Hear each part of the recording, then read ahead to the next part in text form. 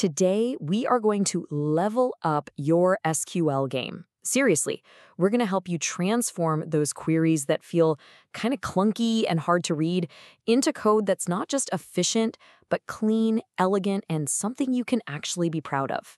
Let's jump in. Okay, let's be real for a minute. Have you ever written a query, left it for a week, and then come back to it and it's just a tangled mess? A web of nested statements so deep you have no idea what you were even trying to do? Yeah, we've all been there. But the good news is there's a clear path out of that mess. Here's our journey for today. We're going to start with the first tool everyone learns, subqueries. Then we'll get into the tricky part, choosing your path between in, join, and exists. From there, we'll hit the big upgrade, leveling up with CTEs. And finally, we'll achieve mastery by unlocking peak performance. All right, first up, what are SQL subqueries? Let's get into our first and really our most fundamental tool for tackling those more complex data problems. So, at its core, a subquery is really just a select statement that's tucked inside another SQL statement. The best way to think about it is like asking a question in two steps. First, you ask a small, inner question like, hey, what's the category ID for seafood? Then you take that answer and use it to ask your real outer question. Okay, now show me all the products that have that ID. Now, here's how the database actually thinks, and this is super important. It doesn't work top to bottom. It works from the inside out. First, that inner query runs and figures out its result. Then, that result gets passed to the outer query. And finally, the outer query uses that little piece of information to finish its job. Getting this flow is key to understanding SQL. And you know, these subqueries are surprisingly flexible. You can put them in a lot of different places. The most common spot, of course, is the where clause for filtering.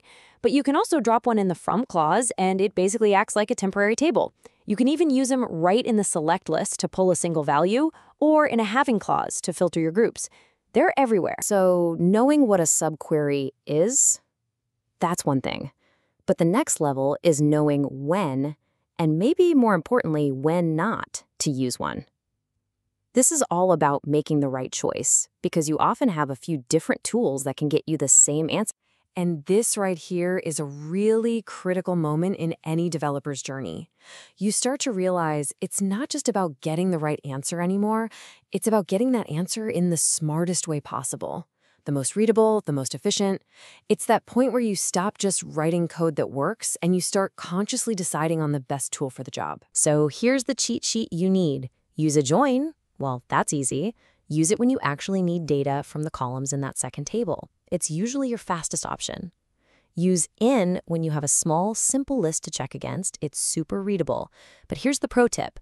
Use exists when you don't care what the data is. You just need to know if a related row, well, exists.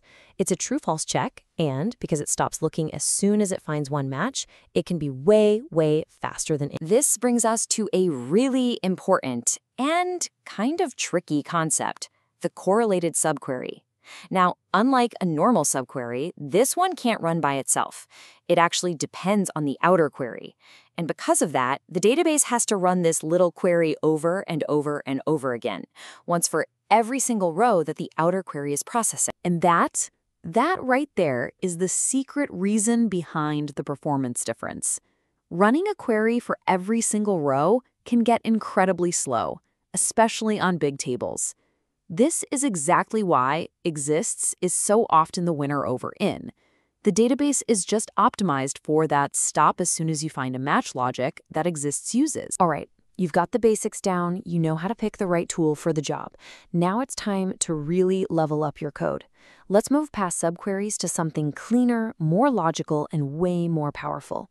The common table expression, or CTE. So what is a common table expression? It sounds fancy, but it's actually pretty simple. It's just a temporary result set that you define at the very top of your query using the with clause. The best way to think about it is you're basically giving your subquery a name and pulling it out of the mess so you can refer to it easily. And this right here, this is the magic. This is why you use CTEs. On the left, you've got that classic nested subquery mess. It's just hard to follow. But on the right, with the CTE, the logic reads like a story. It's top-down, with this set of data, then do this with it. I mean, the improvement in readability is just night and day. So the power of CTs really comes down to three big things. First, as we just saw, readability. That top-down flow is a lifesaver. Second is reusability. You define it once at the top, and you can refer to that named block multiple times later in your query. And third, this is the real superpower, recursion. CTs can actually call themselves, which lets you query complex hierarchical data, like an entire org chart. That's a total game changer. All right, final section. We've got the tools, we know how to write clean code. Now for the last leg of our journey, let's talk about making it fast. This is where you make the leap from just writing queries to actually engineering them. And honestly, this entire topic pretty much rests on one single idea. And this quote says it perfectly.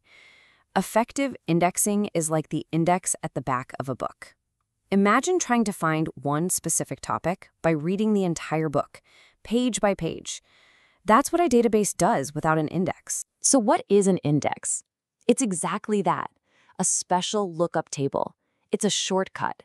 Instead of that super slow full table scan where it reads every single row, the database just glances at the index, finds the exact physical address of the data it needs on the disk, and goes straight there.